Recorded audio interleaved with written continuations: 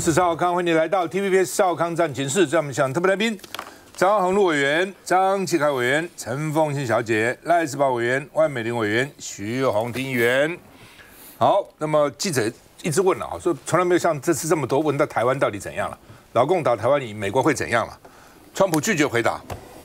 哦，那一直还问，回去美国还问，哦，在去美国去韩国之前就问了，回到美国还问，万一怎么样？哦，川普说，习近平知道犯台的打台湾的后果，所以在我任内他不会动武，哦，而且习近平跟他的官员都公开说过，哦，不会打，我还没听过哈。老公不是说绝对不放弃武力嘛哈，但是呢，这个川普说他听过哈。那另外呢，这个中国驻美国的大使馆刘鹏宇发言人说，台湾问题属于内政问题，所以怎么样处理台湾问题，中国人自己的事情，不需要美国人来说三道四啊。那另外，美国这个国防部长赫格塞斯说呢，美中关系现在是史上最好，好像每一人都要说他是史上最好的哈。那另外呢，这个 AI 到底怎样啊？川普说，黄仁勋辉达的 Blackwell 这个领先其他晶片10年，而且呢，他只卖给美国公司，不会卖给别人，也就不会卖给中国，不会卖给其他国家，而且比他领先10年。你们发展好了，那人家会继续领先呢啊。那另外呢，这个美国的前国安顾问叫波顿哈，他说川普对台湾问题沉默，这次没讲话嘛，在这个 APEC 旁边未必是金，本来都是沉默是金，他不一定是金，沉默不一定是好了啊。他说说法像是二手车推销员。不是总统风范。美国曾经做过民调哈，全美国最不相信、最不被信任的人，几十种行业，哪一种行业最不被信任？就是二手车推销员。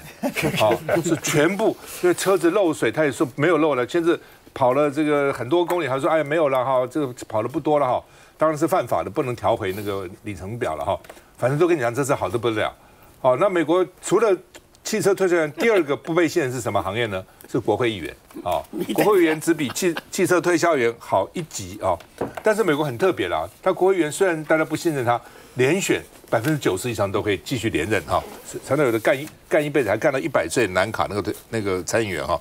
但是他说什么叫二手车推销员呢？就只跟你讲说，我没有看到发生什么事啊，这车子我们都很好啊，虽然开了很久还是很好啊，二手车很好啊，没有事啊。哦，他说川普像这样子了哈。那另外呢，川普宣布重启核武事业，说因为呢中俄在5年内会追上，我非常不愿意，但是别无选择。哦，当时哦这个雷根跟这个戈巴契夫他们那时候谈判说把核弹头削减1半，而且最好不要再这个发展了哈。那川普现在说呢，中国跟俄国偷偷在试验，他们偷在地下试爆哦，他既然他们可以试爆，我也可以试爆哈。那其实美国俄罗斯现在有5580颗，美国有5044颗，大陆500颗，不过听说很快会上1000颗哈。不管怎么样哦，就是呢，美国现在已经宣布他要自己，这是很麻烦。在一来以后，大家都来了哈，就有一点无穷无尽，没完没了。我们看一下。川普从 APEC 提前离席返国之后，几乎没有公开行程受访。周日播出的老牌节目60分钟之中，川普趁机曝光了更多与习近平的会谈内容。主持人询问，如果习近平下令犯台，川普是否愿意下令美军保卫台湾？川普说，在与习近平的会谈上没有谈到台湾，因为习近平和他的官员明白攻台的后果。而当主持人再追问时，川普则说他不会泄露秘密，并重申习近平和他的官员曾公开说过，绝不会在川普总统任内采取任何行动。China doesn't want to do that.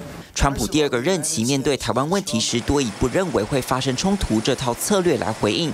但除了两岸问题，美国政府停摆问题也亟待解决。Polling from the Washington Post and ABC News shows almost 6 in 10 Americans disapprove of the job the president is doing, with 41% approving. 关门冲击民调，另一项问题是关税。最高法院排定11月5号进行辩论，审理裁定川普政府是否有权加征关税。川普证实不会出庭，并发文替政策辩护，少了关税，美国将处于劣势，特别是与主要经济体的竞争。We really would suffer tremendously from a national security standpoint.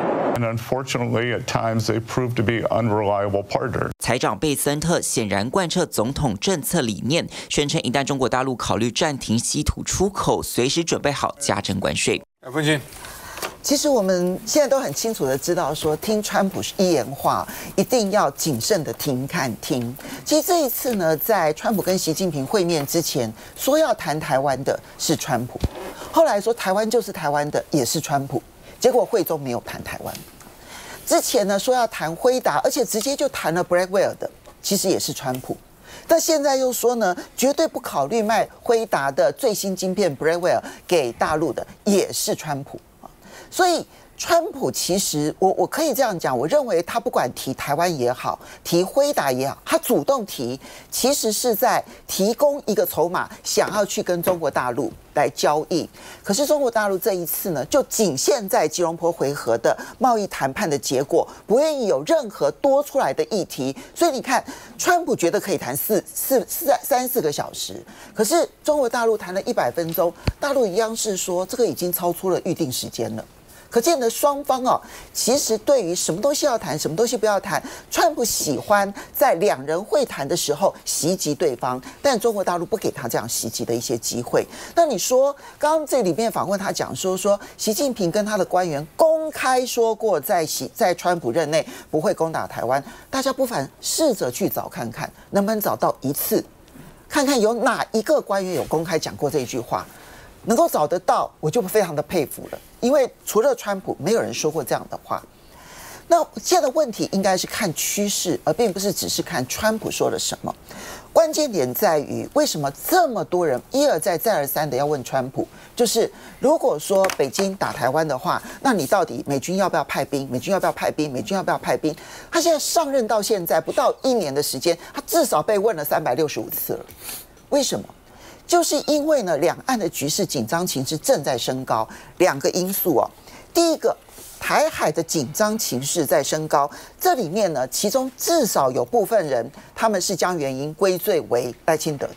比如说上礼拜闹的轩然大波的，那么时代杂志登出来的这位专家，就是赖清德是鲁莽的领导人又或者是说呢，其实从去年5月的时候，包括跟民进党关系很好、跟民主党关系很好的葛莱仪都说赖清德。拜登必须要控制赖清德，那时候川普都还没有上任。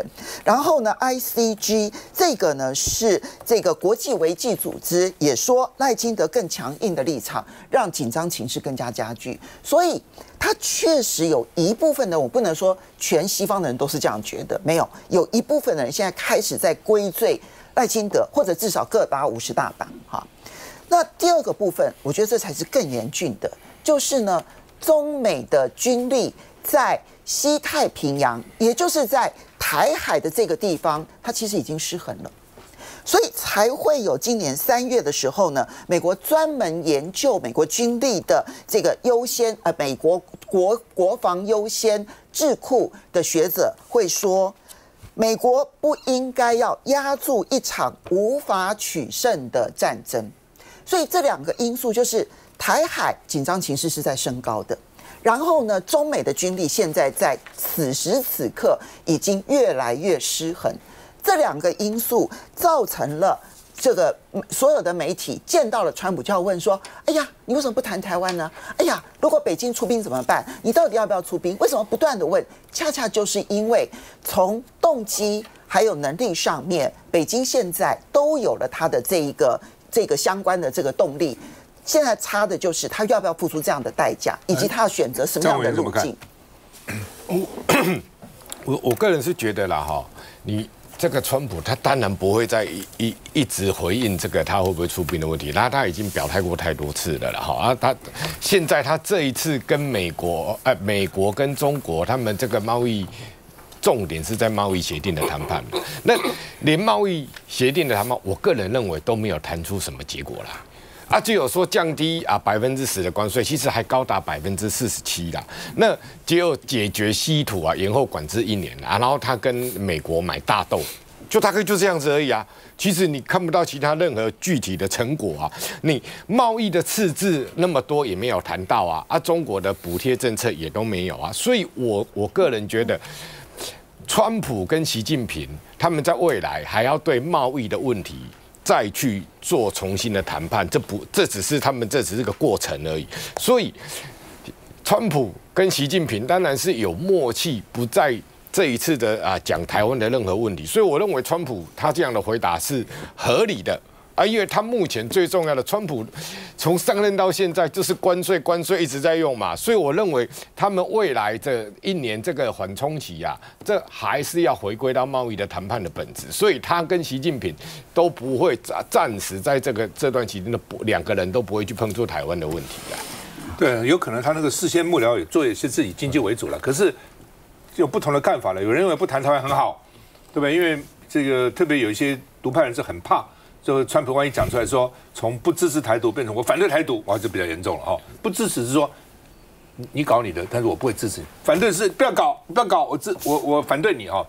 那所以有人认为不谈好，但也有人认为说不谈是不是一定好啊？以前美国都会讲说我要重视台海和平啊，这个印太地区的稳定啊，好，那大陆就会讲这是我国内事务啊，你不要管了等等，大概都是这样对话，提都不提哦，就表示。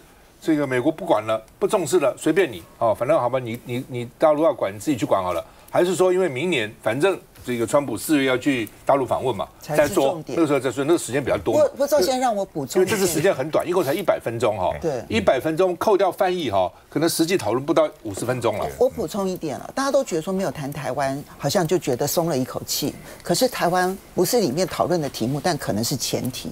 其实我上礼拜就说，我认为应该会是在明年川普访问中国大陆才会谈台湾议题。但是我要讲为什么会是前提，大家请注意，赖清德没有办法过境纽约，川普取消了对台湾3亿美元的军援，还有更重要的是，我们要编大量的预算。可是川普到现在为止，从他上任到现在，一次的军售案的清单都没有，为什么？赵大哥刚刚说，美国这个国会议员只比那个什么二手车推销员 ，used car sales。我们希望我们台湾的立法委员至少讲话是有公信力的，至少做2点嘛，帮人民讲话。第二个，减少两岸打仗的这个可能性嘛。不管川普讲什么，台湾现在就是两岸的恶意螺旋一直在往上走嘛。确实，也很多人认为说台湾是现在全世界最危险的一个热点。那我们的责任是什么？让两岸可以不要打仗，这是我们现在要做。可他讲，我们现在是担心的。刚赵大哥一直在讲，这是没有谈。那有一个很大的危机啊！现在川普已经明确讲，他明年4月要去大陆了，这不是更大的一个危机吗？那现在他的这个战争部的这个部长又讲了，赫格塞斯怎么讲？他说中美的关系是有史以来最好，历史上的一个最好啊！而且本来裴洛西来的时候，他们两边的军事交流都停了，对不对？他们现在重新要启动哦。他引用川普讲的话，他说历史性的这个2强 G2 的这个峰会之后。中美现在是持久的和平跟成功。我要提醒大家一下，本来以前美中台关系是个三角形的关系，以前我们都是亲美和中或者是友中哦。后来最近这8、9年，它变成什么？变成一条直线了，三角形变直线了。当美中两边在拉的时候，我们靠到美国这边去了。那现在如果人家两边和好了，川普跟习近平越来越好，美国跟中国大陆越来越好，台湾会不会被甩到旁边去？好，所以我刚刚讲，第一个，川普要去大陆，这是一件事情；第一个，他们的关系是慢慢在变好，我们自己要有一个心理准备。好吧，川普又改变了。他说不考虑提供乌克兰战斧飞弹。原来泽连斯基很希望你给我战斧飞弹，我给你无人机，因为乌克兰无人机做的还不错。那川普原来有威胁说，你这个俄罗斯你不好好谈，我就用战斧飞弹去给乌克兰打你。那现在川普说不考虑。那整个川普的民调是现在第2任以来最低的哈。美国广播公司、华盛顿邮报跟 Ipsos 这是都很有名的哈。那联合民调，川普的整体的支持率是41%，不支持率是59%，只有赞成他只有41%，不赞成的59%而且呢，有75%人担心政府关门，超过1个月了，已经1个月，今天这个又就10月整个月关门了，还有11月。还不知道什么时候，而且共和党、民主党领袖都很坚持自己的立场。民主党就是说全民健保你要补助，共和党就说不行，不补助，这个看不起病，自己去负担，为什么不努力赚钱，要我们负担你？坚持在这个地方所以呢，这个联邦政府就一直拖，将来问题可大了。12月到了，要这个11月开始什么感恩节啦，12月耶诞节啦等等，很多要回家，机场现在大乱。台管制员也都请假去开 Uber， 因为没钱付房租了，没钱付各种贷款，一塌糊涂。现在美国，休息一下再回来。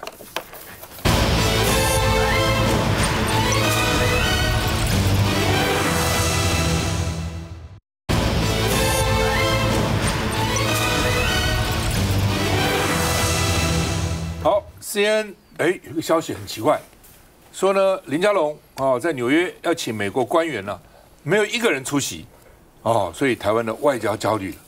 然后这个新闻出来以后呢，外交部就驳斥欧北共乱讲，明显谬误那不是我们做主人，说是呢这个欧布莱恩这个美国前国安顾问欧布莱恩请客的，所以我们并不是主人，是客人。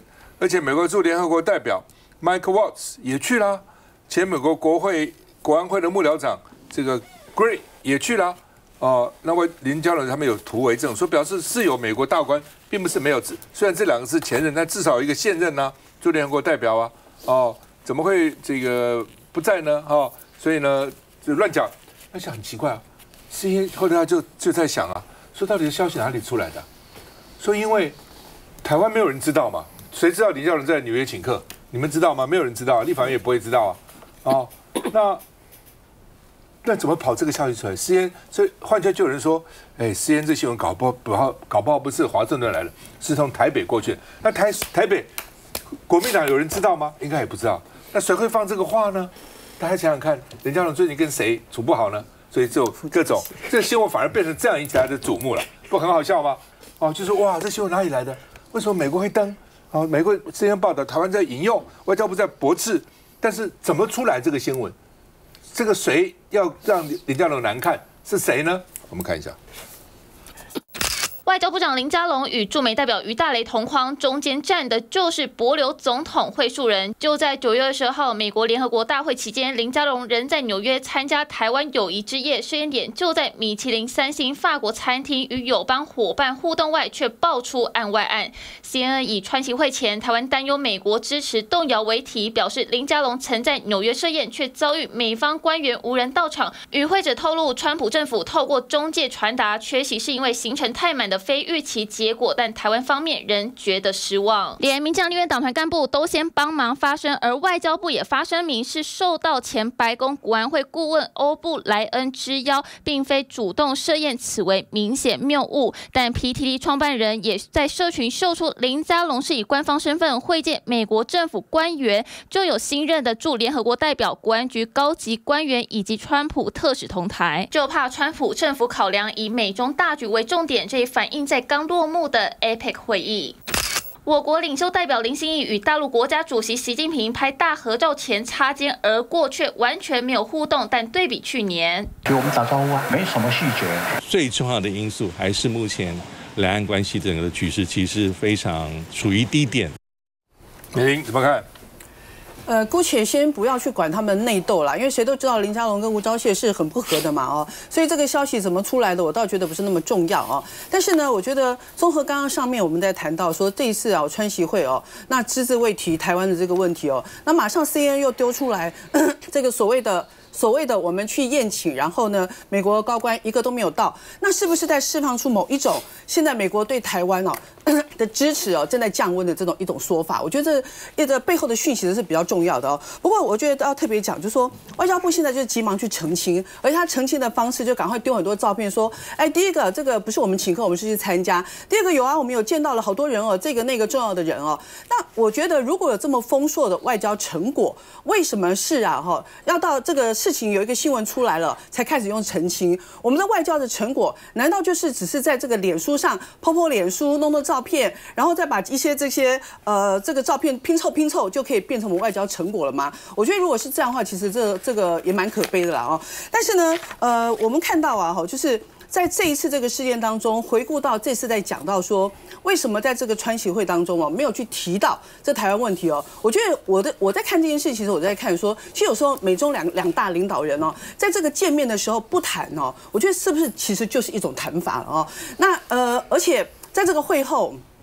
这个川普又提到说，哎呀，这个有些事情我们大家心照不宣啦。如果武力犯台的话呢，会有这个很严重的后果啦哈。其实我觉得都是在讲一些比较空泛的话。不过呢，我觉得可以去解读一下为什么他们会不谈。那第一个当然就是因为现在美中其实他们在谈有很大的这个重点是在这个贸易嘛，所以他们可能也不太希望说这个谈判当中把台湾问题加进来以后会影响美中去做贸易的谈判，同时去留一点这种模糊战略的空间，哎，感觉好像有多一些这种威慑在里面。那另外呢，我觉得就是美国在没有谈，那我们的解读可能就是说，哎，这个因为他对台湾的政策啊支持啊没有改变，那只是留了一些弹性。可是这种不说破不点破，事实上让我们大家来看是增加更多的不安感。所以呢，我觉得综合这些来看其实川普是何等的以美国利益以自己为利益的一个商人性格。那他说了这一句话说这个在我的任内他说习近平有公开说，但我们没有看到在哪里有这样公开说我的任内他绝对不会用武力侵犯台湾。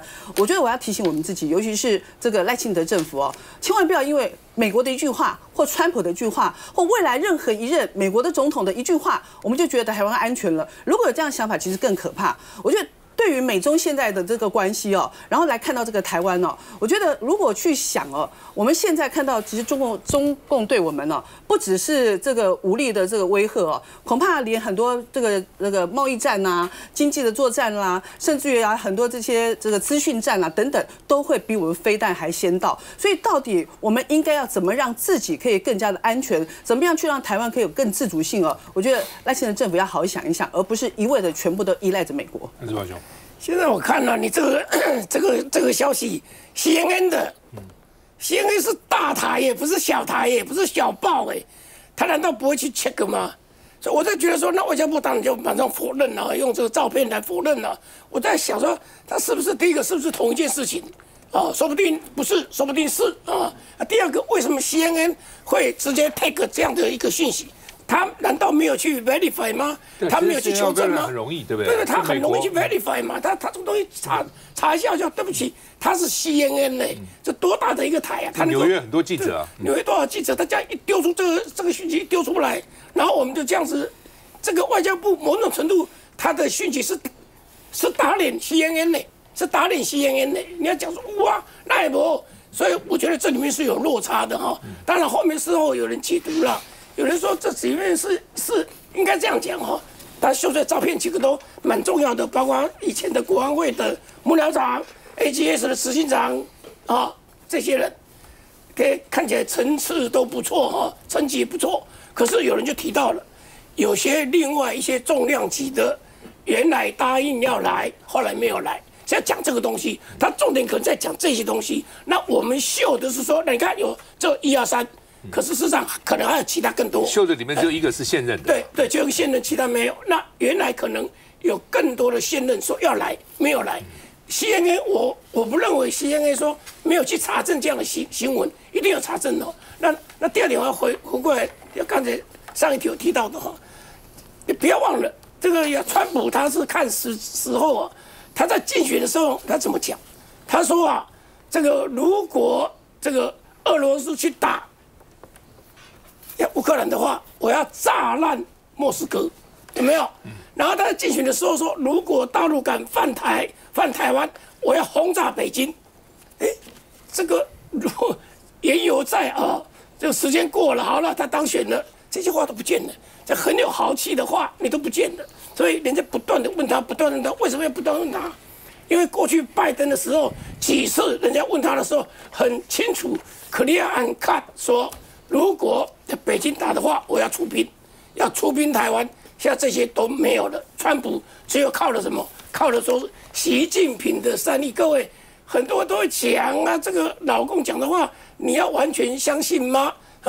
他说跟川普讲，我没有听到跟川普讲，跟川普说我任内他一定不会打，他是建立在哪里？建立在他们的友谊，说不会打。那所以外面很多人就会心里会担心。可是我们今天看到今天的防长，美国的国防部长就战争部长赫塞斯说，这个中美关系现在好得不得了。很多美国官员喜欢讲这话，我不知道为什么要喜欢讲这话所以你们都安心。